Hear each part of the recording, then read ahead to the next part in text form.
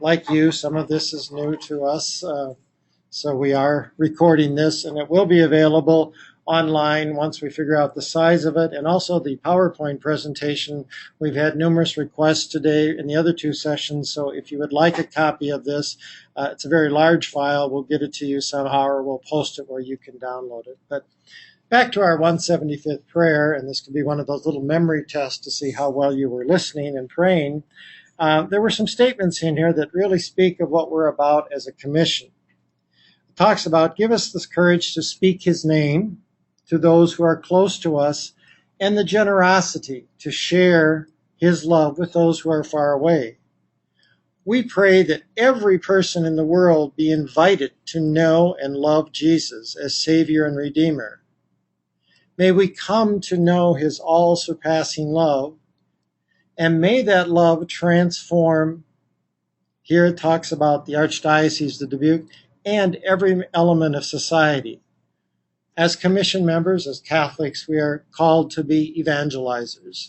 So we'd like to spend the next 50 minutes or so talking about the role of the Faith Formation Commission. This first screen that you see is a structured overview of the revised Parish Pastoral Council guidelines and the committee structure that involves committees, commissions, councils, and boards at the top. And the next section talks about from the constitutions for faith formation commissions. This happens to be a cluster constitution. We have parish faith formation commissions. We have cluster faith formation commissions. And in some areas of the diocese and some of the larger, one of the larger cities and some of the small areas, those parishes that are neither clustered nor linked have decided that it would benefit all more in a better sense if they developed a system faith formation commission, so there would be no local parish faith formation commissions there. And back to the top graphic of all the committees, I think the goal here is to point out that all of these committees, councils, commissions, boards need to work in communion. They need to work harmoniously together. And if one is not, or if a group of individuals want to take the parish or cluster or system in a different direction, it's going to be very difficult to truly be that transforming faith community that we hope, and evangelizing community that we hope for all of us to become. The other thing that it's kind of a line we just added at the bottom of the side of this specific vocabulary and terms. And as Faith Formation Commission members, new or existing, and Faith Formation leaders, there's sort of a technical vocabulary. In this diocese, we've sort of equated faith formation with catechesis, because catechesis was a very difficult word for a concept for folks to wrap their arms around. And so sometimes in the diocese, those two terms are used interchangeably. But, we're talking about evangelization. We're talking about catechesis, when we're talking about faith formation, when we're talking about the task of catechesis or the steps of evangelization, as commission members and as a commission as a whole, we need to continually spend some time digesting those terms, discussing them, processing them, so they become part of us, so we can speak in that vocabulary and we can understand what is being said. This next slide is just a brief overview about it when Dan said leadership in the diocese. And this is a listing of all of the, probably even an impartial listing, or possibly groups are missing. But when we're talking about leadership in the diocese, those who represent the chief catechist of the diocese, the archbishop, this is who's all included.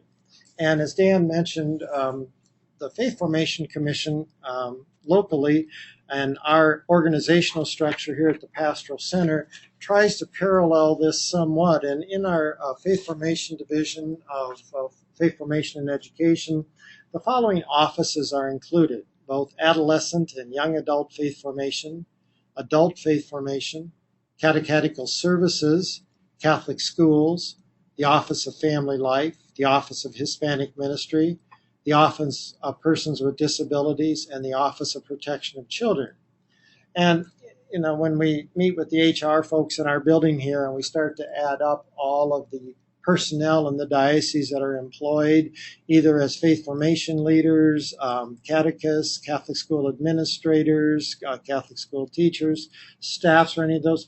Probably the Faith Formation Commission relates to probably 80 to 85% of the personnel employed in the Archdiocese, not to mention all the volunteers and parents and everyone else. So it's a huge responsibility that all of us have in dealing with those leaders and those adults. So it just gives you kind of an overview of all the individuals and groups in the diocese.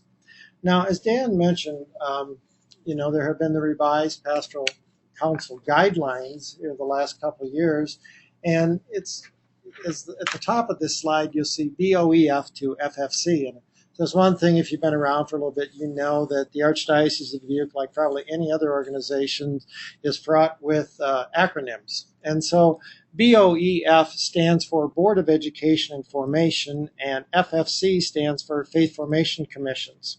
And what I'd like to do is just to read to you, there's a history that we published, and it's available. It has been available for 3 or 4 years now. We send it out every August to our commission members to be distributed. And part of the handout talks about a condensed history of boards in the Archdiocese. And I'd just like to read for you the first paragraph here. And it says, an Archdiocesan Board of Education was established by Archbishop James J. Byrne in the late 1967. The initial board consisted of 9 lay men and women, 3 priests, 3 sisters, and 1 brother. The Archbishop charged the Board of Education with the responsibility for governance of all educational programs in the Archdiocese, both school and non-school, from cradle to grave, with the exception of Catholic colleges and Newman centers. The newly formed Archdiocesan Board called for local boards of education in all parishes, interparochial high schools, and schools of religion in 1967. So in essence, the responsibility of your current Faith Formation Commission hasn't changed since 1967. It has always been that womb to tomb or cradle to grave or all of the areas of faith formation. Probably the problem historically has been is that when you look at this little history, most of the emphasis was on both school and non-school, meaning Catholic schools or catechetical school-age programs. And the cradle to grave thing was concept was, yeah, it's a nice thing, but we really want to put our energies here. And so this change to the Faith Formation Commission, or the revision of the Archdiocesan or the local parish pastoral council guidelines, gives us an opportunity to possibly refocus or bring us back to that whole concept of womb to tomb faith formation. And so the why for this formation is that we all know faith formation, our own personal faith formation of all the individuals. Now, it's a lifelong process. It doesn't end until probably the day we leave this earth. That our primary focus should be on adults, because those are the individuals who have the ability to make a conscious decision to be a follower of Christ. That our focus has to be on the mission of Jesus, that of evangelization, not on the programs. The programs help us accomplish that, but so far often we talked about, well, we ran this great program, or we have this program, but why did we do those programs? What's the purpose? What was the litmus test, or the reason why we were involved in this? The other thing is that it kind of challenges us to continually evangelize all individuals. And this next one is one that we struggle with in our division, because it's a mindset with the sacrament of initiation of confirmation being at the high school level, that many parents, students, and probably faith formation leaders and members think, well, that's graduation. I know everything I need to know about my faith. I've experienced everything. I'm done for life, and I can go on and live my life, and religion or faith is this thing I do maybe on Sunday morning, maybe not, maybe a few other times. And we know that sacraments of initiation are just that. They're sacraments of initiation, beginning places, beginning stepping stones. And it goes back to faith formation, or, our relationship with Jesus is a lifelong process. The other thing that we've struggled with, and because it's probably the most, I won't say the easiest to do, but it's the most defined, is that knowledge of our faith is only 1/6 of the task of faith formation, or in the task of catechesis. We're going to be talking about those other and this task in just a moment here, but that, we grew up with that idea that those of us that are a little bit ancient, the fact that we have this empty brain, and so we're going to fill it up with this pitcher full of knowledge of our Catholic faith. And once the brain can't handle anymore, we've heard everything we need to hear, we're good to go for life. And we know that that is just the beginning of learning. And this all leads to the fact that as individuals, my life, your life, our life should be our prayer. Everything that we do should be a life of gratitude, a sense of who we are and what we do. And so, those are the goals and the reason why we refocused. This next slide talks about a term that you may have heard or be familiar with, but we talk about the new evangelization, in which the whole continent, and I think the important part here is that it can't be taken for granted. I think in years past we talked about, this whole idea that there were role models, there were families, there were lots of women religious. We're very blessed in this diocese to have, we stand on the shoulders of greatness. But our faith is so rich and so deep that we have to continually keep learning about it. We have to keep discovering it. We have to keep processing it. And, when I look at how Pope John Paul II and the current Pope Benedict XVI define new evangelization. For me, John Paul II talked about the new evangelization that we as evangelizers need to use the means and methods of our time. Where does technology fit in? How do we get the message out? How do we enculturate people into the richness of our faith? And for Pope Benedict XVI, he's really talking about the fact that there might be even an incompleteness in what we've heard, or that we might have only heard part of it, and that we have to keep processing it because this faith of ours is so rich and so deep, and this relationship with Jesus, again, takes a lifelong. So the whole concept of new evangelization means a new emphasis on what evangelization is. This next slide describes what actually the purpose of catechesis is. The church exists to evangelize. Evangelization expresses the church's identity and completes the mission given to us by Jesus. Catechesis is a significant moment in that evangelization. The more I know, the more I understand, the more I appreciate, the more I'm in awe of my faith, the more excited I am about it, the more I want to live my life like that, and the more I want to share that life with other people. So, as a Faith Formation Commission, taking that last quote, it really is, every Faith Formation Commission is challenged to provide faith-filled opportunities, however you want to define those. Call them programs, events, activities, resources, so on and so forth. But this comprehensive whole that invite and encourage each person to grow more deeply and intimately in their relationship with God.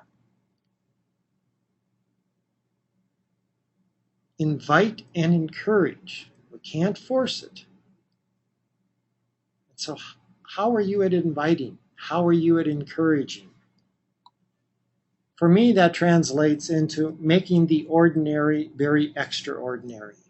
How do we create in ourselves and in others this passion for their faith? If we were in a room or just sitting around talking about this, I would ask each of you to describe, what do you have a passion for? What do you love to do? If you had free time, and nobody had any hooks on you, what would you do? That unbelievable vocation that I just want to sit alone and read. I just want to be away from everybody, or I want to do this. I want to play this. I want to do that. I want to be involved in this. And I go back and talk about, where did we develop this passion? Who shared it with us? Who were those significant others, parents, grandparents, friends, relatives, peers that got us involved in this. And then once we're involved in it, and the more we learn to, we want to learn about it. We want to, uh, I wish I had a market on golf magazines and some sports magazines that are out there, because people will buy that.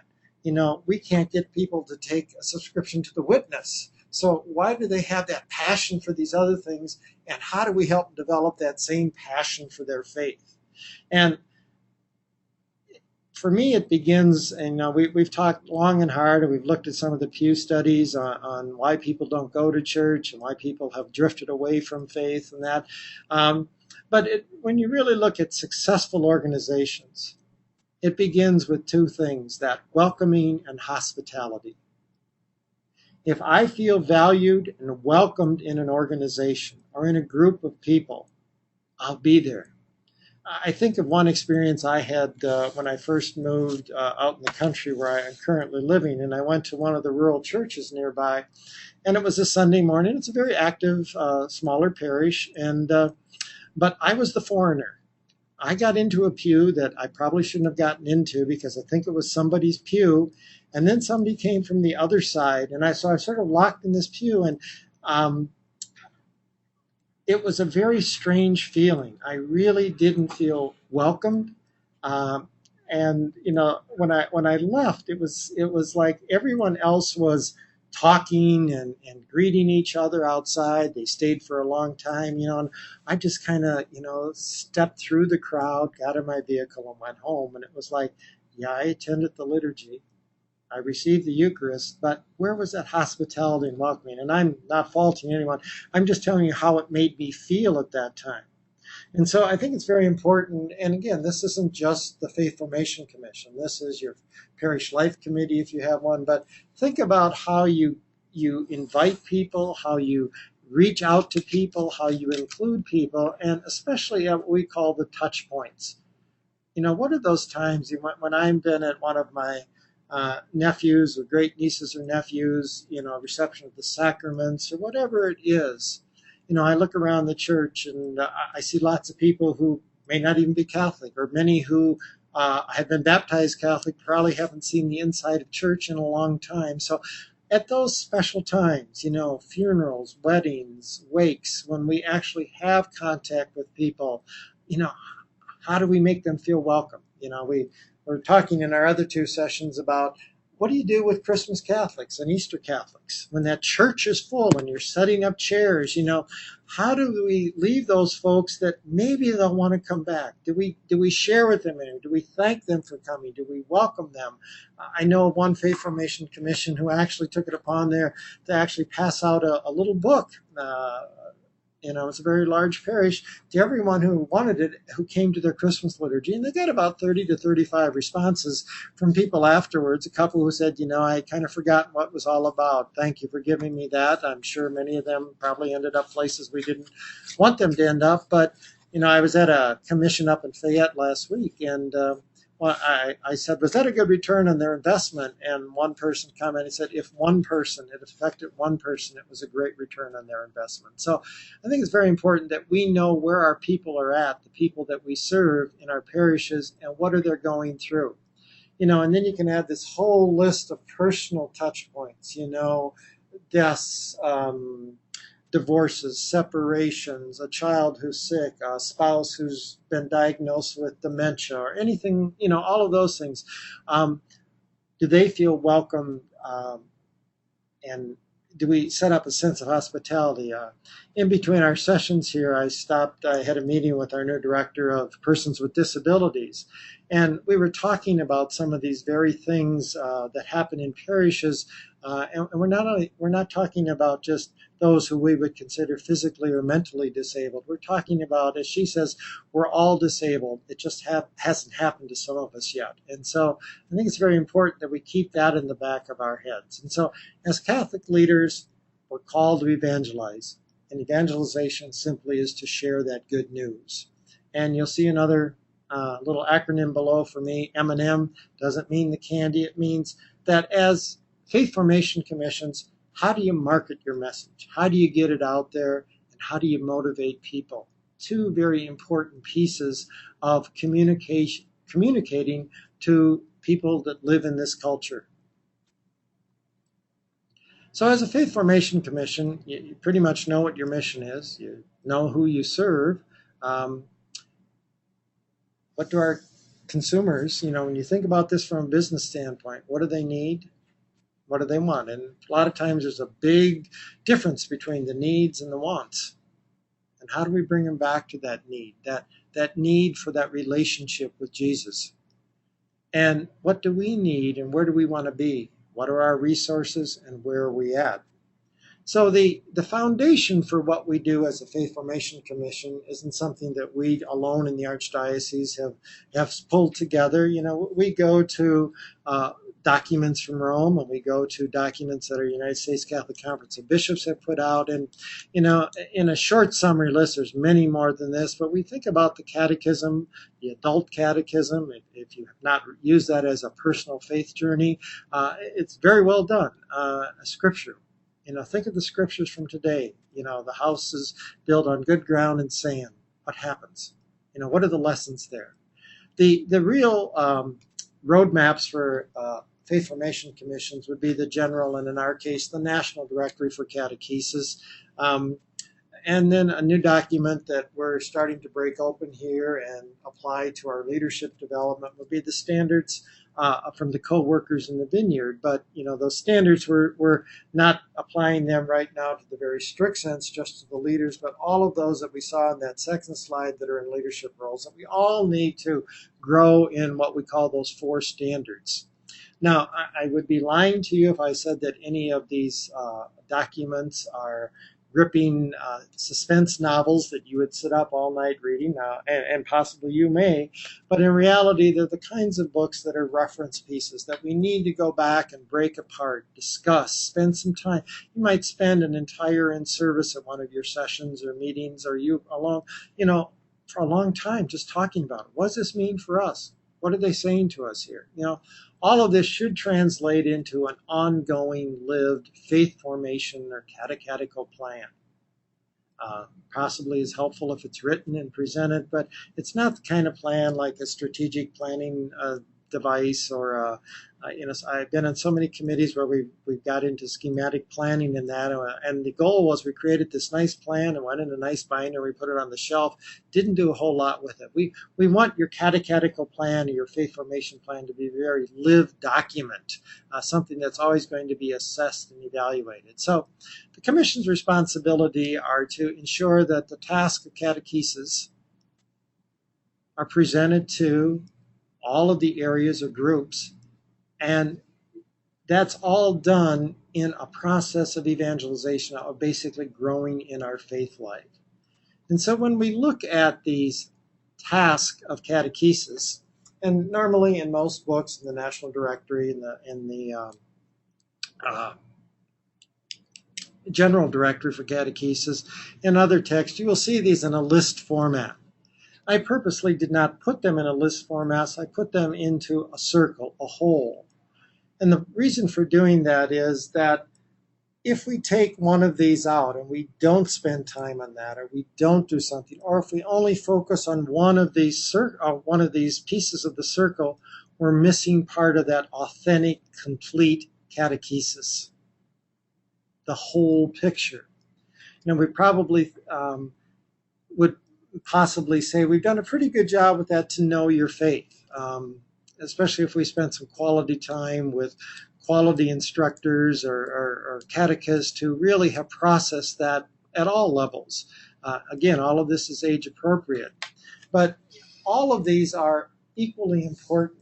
And to say, well, we're doing a good job in 2 or 3 of them, but nothing in the others is something that we really need to assess as a commission, and where do we want to go with that? And annually in the spring, in our Leaders Grant, we put out a little planning grid for commissions to use. You may or may not find it helpful, but what we'd like you to do is assess what you've done this year and see where you can actually put something in one of these areas in each of these task areas for the different groups that you've worked with, or the different programs or opportunities that you've provided.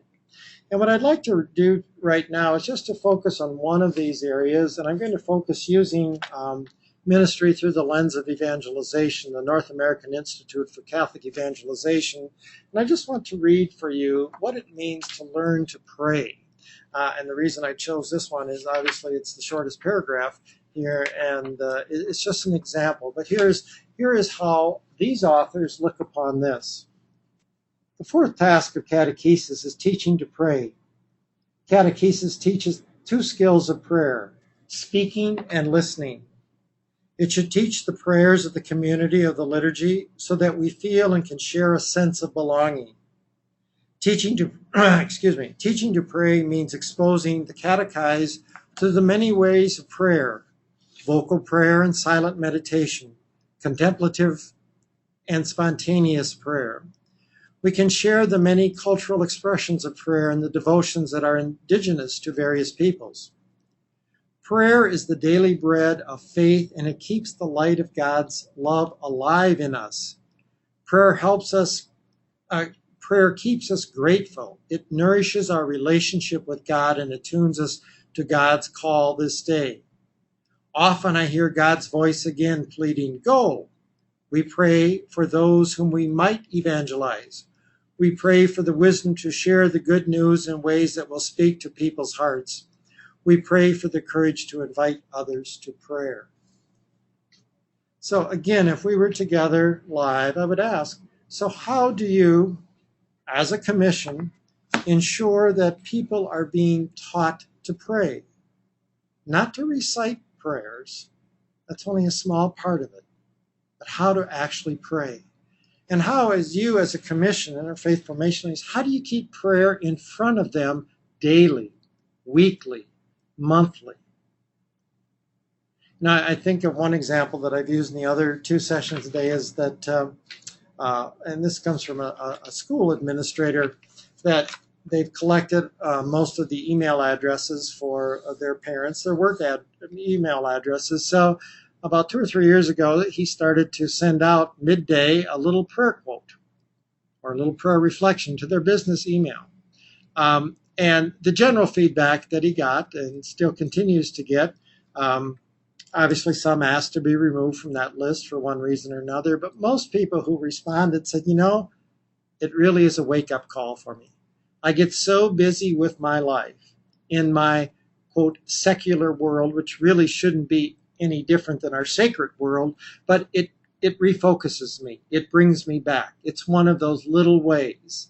Now, it might have taken a little bit of time to set up, but to send out, to do minimal investment of energy at that local, with that local administrator. So be thinking about, as your commission, all of these tasks of catechesis. We have a handout that we give out that gives a short summary of these. The National Directory and the General Directory also have in-depth understanding of what each of these areas are about. And we'd encourage you to continue to study and read those.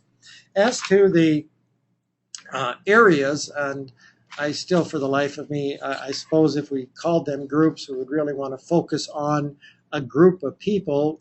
They call them areas, I think, because the whole purpose here, again, is another whole that, and that you or I may fit into multiples of these different areas. And the purpose of listing them is that we don't forget anyone. That we realize in our parish that we have, in our faith community, however we're defining that, cluster, parish, system-wise, that we have people who have different faith needs that fall into all of these different areas. And they may change in the same area from time to time. So the section I'm going to read from you here comes from the National Directory. Again, it's just the section on what we would call the special situations or the marginalized. And it talks about the community of the baptized comprises many different groups of believers, each of whom have the right to a sound and adequate catechesis.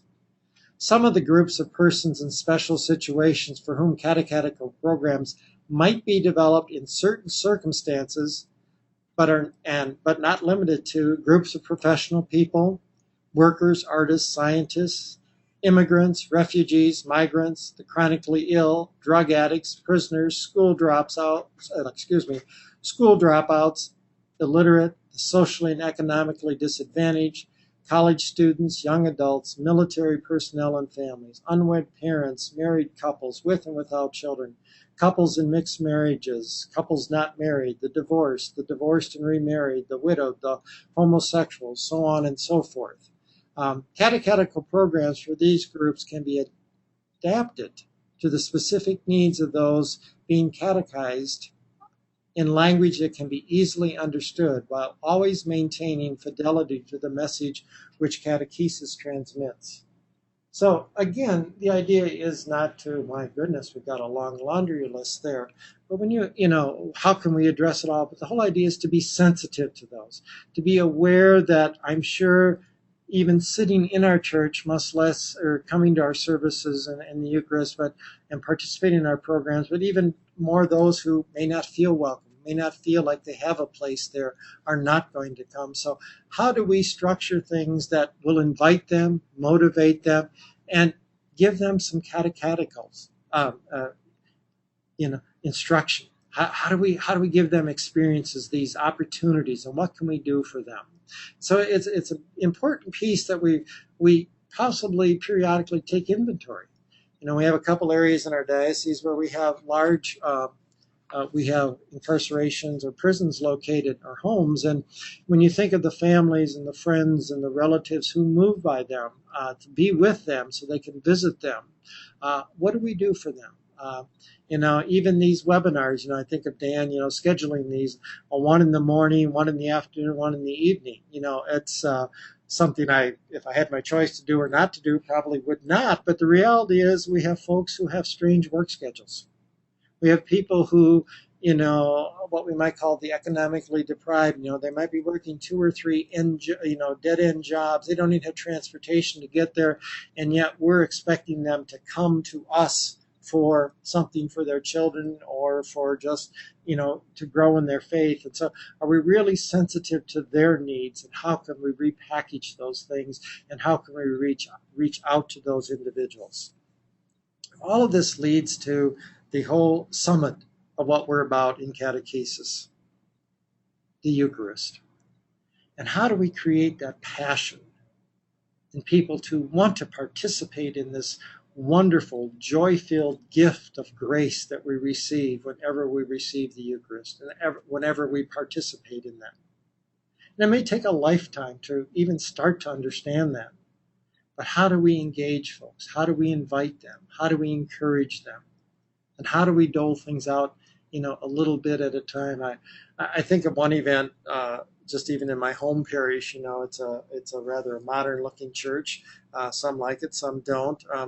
But the windows are very modernistic.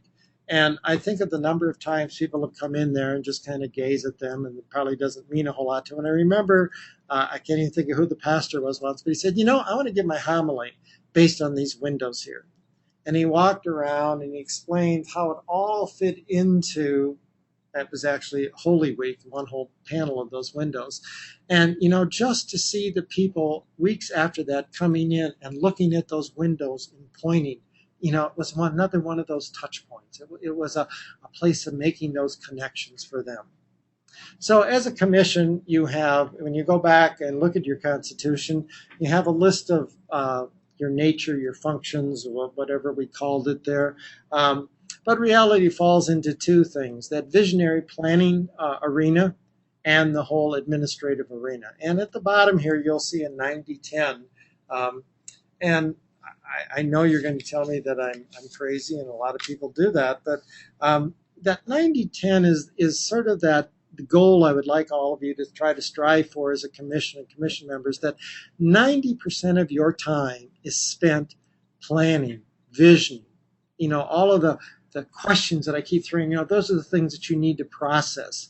And 10% of your time is spent on the stuff that probably we spend a lot of time on, or at least I do in my role. That 90% of your time as a commission and commission member should be fire lighting, not that firefighting type of thing. And so when you're talking about your visionary and planning responsibilities, the whole focus is that evangelization through catechesis.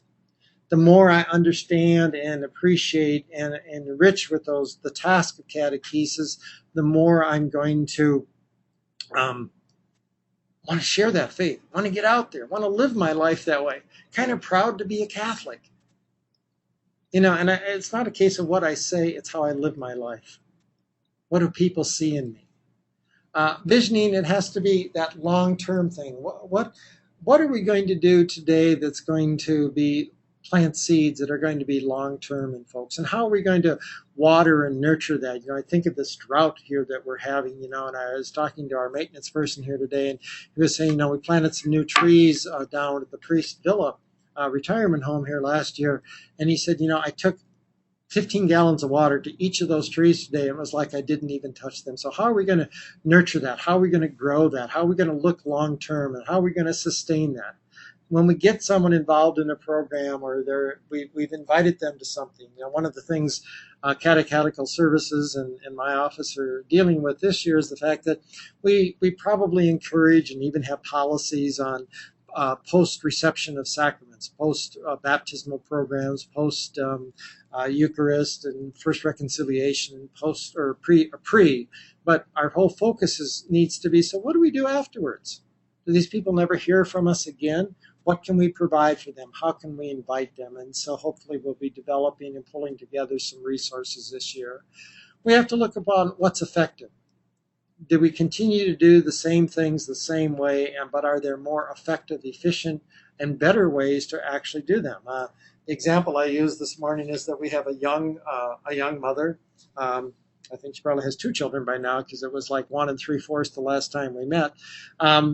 And we were talking about adult faith formation. And she sits on the Archdiocesan Faith Formation Commission. And we had this very lengthy discussion and dialogue about what we should be doing with adult formation and that. And so one of the members said, well, as a young mother and as a young, what we would call a young adolescent or young adult, what do you want from us? And, in all honesty and frankness, she just looked at the whole group and she said, I just want to be left alone.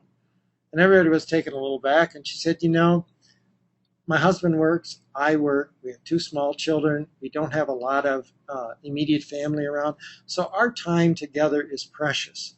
She said, I need things that I can look at, read, reflect upon, dialogue with people when I have some free time. And she said, usually that's late at night or early in the morning, and it usually is online. She said, I probably will not come to parish-sponsored activities at the parish. But does our parish activities have to take place at the parish? I think in my own home parish this Lent, they did a kind of a study thing in between the 2 Sunday masses. And there were a group of young adults, young married folks who said, hey, that's not going to work for us. We got little kids at home. We actually split up to go to masses. We'd like to do this together. And so they developed their own blog group. And I think there were 18 or 19 couples who participated in that. And the last I talked to the person who organized it, it seemed very effective, and they seemed to enjoy it. So again, looking at different ways of doing things, and that leads us right into that whole cycle of continuous improvement. And the last 2 words are probably the most important. As a planners and visionaries, your commission needs to be both that compass, the direction center, and that catalyst to see that it happens. You're going to have to take some initiative in that, working with your faith formation leaders. 2 of the pieces of planning, and again, I hesitated whether I should even expose these, but part of it is also, one small piece of planning. And I think of planning as, if you can all remember, like a primary puzzle, probably has 8 or 10 pieces. And when all the pieces fit together or say the same thing, we've got a pretty complete picture of things. And one of those pieces is to look at statistical information, numbers. Again, this is just a little chart of census population, Catholic population, October counts, and how, what is it for your parish? And what does it tell you about your parish or your cluster or your region? And not only what does it tell you, but what do you think some of the solutions, if there are solutions? Another piece that you might want to look at is every year you turn in a status report to the chancellor here, and the faith formation leaders turn in a data report to the Office of Catechetical Services on numbers. where you see the parishes listed at top, if you're in a cluster or regional setting, or even if you are in a metro area where there's lots of parishes, it'd probably be good to start putting some of these numbers together. The other thing is those could be years. I guess it was late winter here, I was out on the far western end of the diocese working with a fairly large cluster. And there were a couple of people who were just adamant about that they should be putting all of their energy into school-age catechetical programs because that's where they're going to get the most bang for their dollar. And it was interesting because I had pulled their stats together, and there were 5 parishes, and across those 5 parishes, their infant baptisms on the first line, I think, equated 2 or 3. So in 5 years, when their school-age catechetical program would kick on, they would have 2 children. Well, it was interesting. They had no plans for Hispanics, but yet there were over 50 of those baptisms. And so again, what does the numbers tell us? What are the trends? What should we be looking at? And again, this is just one piece of that puzzle. Administratively, these are the things that I know I spend probably 80 to 90% of my time on. Probably not the most popular things. Nobody likes forms. Nobody likes to fill all this stuff out. But we live in a very litigious society, and I sign off on the lawyer bills for anything that deals with faith formation or personnel. And I know that every month we're involved in a lot of issues dealing with personnel, with suits, that nature. And so administratively, you as a commission will need to deal with personnel. If you're a faith formation commission and you have contracted personnel, you know that those contracts were all related to policies that have been promulgated for years from the Archdiocesan Board and now the Archdiocesan Faith Formation Commission. Youth program issues. I think of Kevin, our youth director of adolescent faith formation. He's leaving tomorrow morning bright and early for their I think it's biannual, or it might even be annual, trek with adolescents out to the Colorado wilderness. Can you imagine the gray hairs he's got the last 3 or 4 days trying to decide what to do, not to do, money invested, not invested, should we go, not go? And then related to that, liability and insurance issues, policy issues, and budget issues. As a faith formation commission, it's grand to do some grandiose planning, but then you have to put a price tag in some of that. And then once you've developed your budget, it needs to go to your parish finance council for review, or hopefully you're working all together on these things, and eventually to the pastoral council for approval. So the business of faith formation. The other piece that's so important here is this harmonious connection between these 3 elements: pastoral or pastoral leadership, faith formation leaders, and commissions. For those who have been around working in the diocese, you know that if these 3 elements, the pastor or associates representing the chief catechist of the parish, faith formation leaders, commissions, if they're all working in sync and work harmoniously, wonderful, great things will happen. If one of these elements is not working in sync with the others, I can tell you from my experience, unless you've had different, that maintenance is probably the best you can do in these situations. So I challenge you in this to basically support one another, inspire one another, be there for one another. So what is a commission? Commission's part of the larger parish. It's a group of professionals. When I mean professionals, that they can separate subjectivity from objectivity, that they don't let emotions rule what decisions that they need or the consensus that the planning that's going to happen. And that objectivity needs to be rooted in the gospel values, that it's universal, not private, it's Catholic, that they represent the Archbishop and not a personal Catholicism. And it's communion of all the tasks and support of all the areas, not just the ones that they like or the ones possibly that they don't like, that they're supportive of all of those. We throw this last one in just because once in a while we run into a commission that thinks that they have to be the worker bees and raise the money for the programs and do all of those things. Now, as parishioners, you're welcome to participate in those, but that really is a role of the finance council to work with you in that. And so that's not a prerequisite for being on a commission. I was actually recently at a commission where they had to, according to the Faith Formation Commission, leader,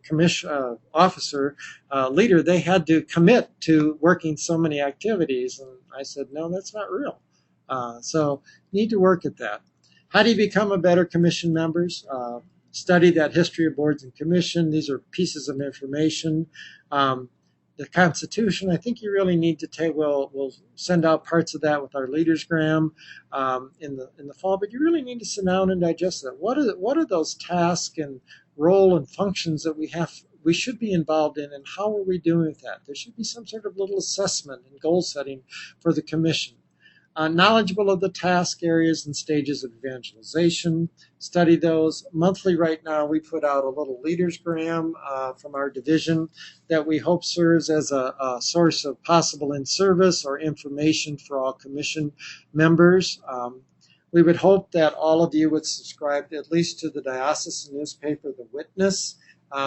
Has some very insightful pieces. We, in the Faith Formation Division, we actually pay a ghostwriter to write a column based on the Faith Alive series on an every other week basis, which is applicable to all of us. Further study and breaking open the General Directory and the National Directory of Catechesis. And that spiritual, that you have to have what I call a personal spiritual plan. How are you going to grow in your own faith? Because in reality, we can't give what we don't have. So what's needed to make it work? We've touched upon many of these. The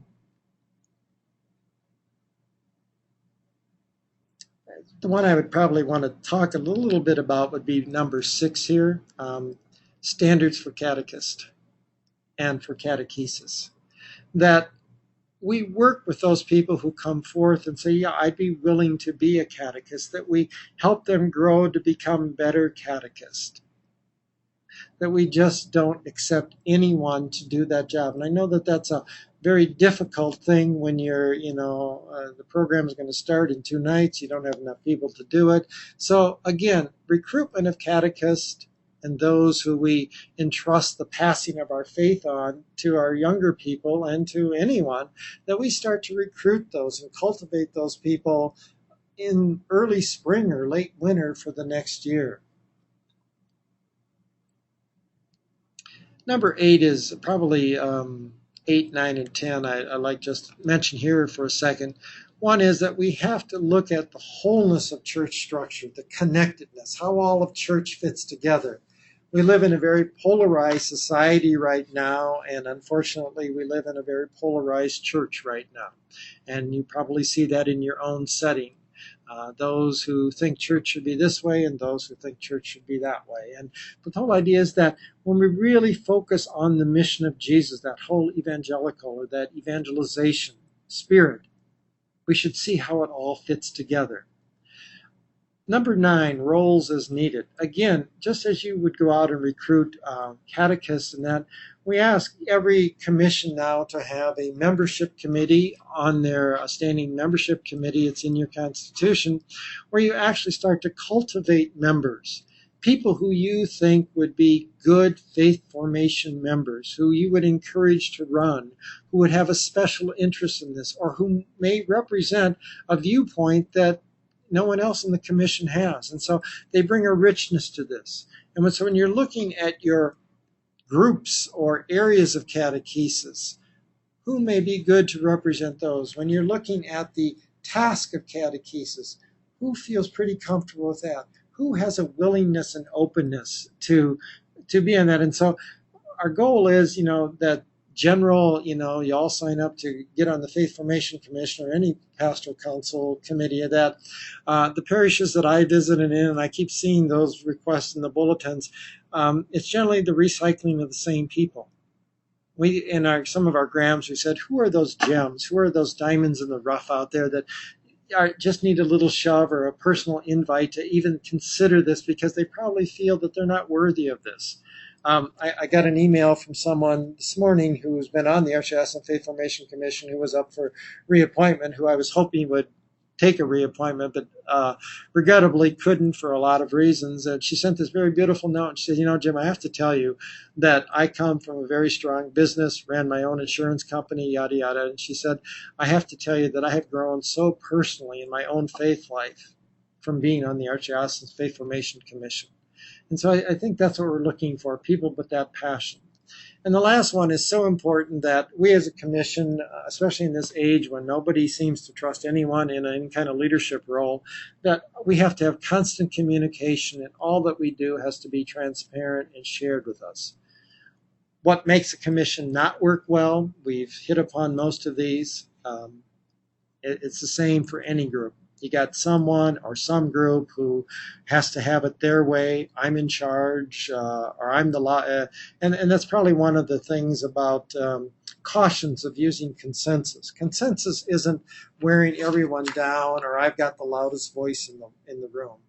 It's not dropping to the lowest common denominator. It's basically elevating ourselves up where we can all accept and understand where we want to go. So, how do you know you're a purposeful commission? Well-formed. The second bullet, a sense of pride, purpose, and enjoyment. Hopefully you like being on it. Hopefully you get energized by being on it.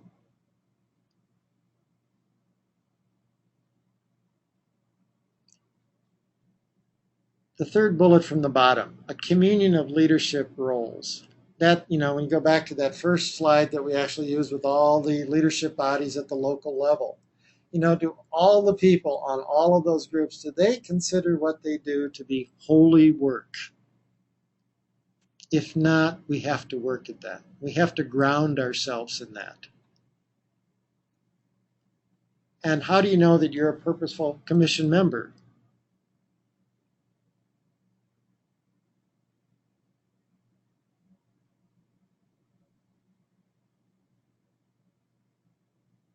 Look at the last checkpoint. Visionary in their thinking and can formulate creative solutions to challenges. That means stepping out of your comfort zone.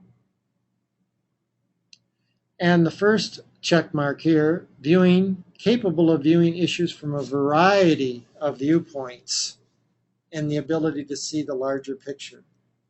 And the last check mark here, willing to represent all the members of the church of the Archdiocese, and I go way beyond the Archdiocese, including the marginalized, that whole laundry list of people that I quoted from the NDC, and the unchurched or have become disenfranchised with the church, may even be angry with the church.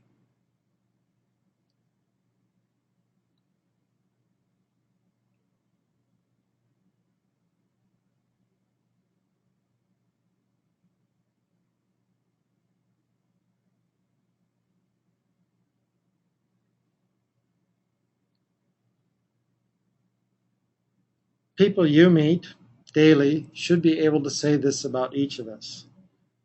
We're sinners on our way to sainthood. We don't do it right all the time. A lot of times there's days we probably think we do nothing right. But as a commission, as a collective body,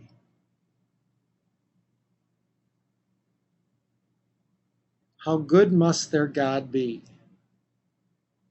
How alive must they be because of their faith? That's what people need to see us, not in just our sacred world, but in that secular world where we live every day and function. Our time is running out here. It's actually almost over. I'd like to thank you, first of all, for being a witness and a leader, either as a commission member or as a faith formation leader. And I'd like to close with this quote that has been attributed in many situations to Archbishop Romero, because I think it summarizes the work of a commission and definitely the work of a faith formation leader. This is what we are about. We plant seeds that one day will grow. We water seeds already planted, knowing that they hold future promise. We lay foundations that will need further development. We provide yeast that produces effects far beyond our capability. We cannot do everything, and there's a sense of liberation in realizing that. This enables us to do something and to do it very well. It may be incomplete, but it is a beginning, a step along the way, an opportunity for the Lord's grace to enter and do the rest. We may never see the end results, but that is the difference between the master builder and the worker. We are workers, not master builders, ministers, not messiahs. We are prophets of a future, not our own. Thank you. And I think Dan has a few concluding remarks here.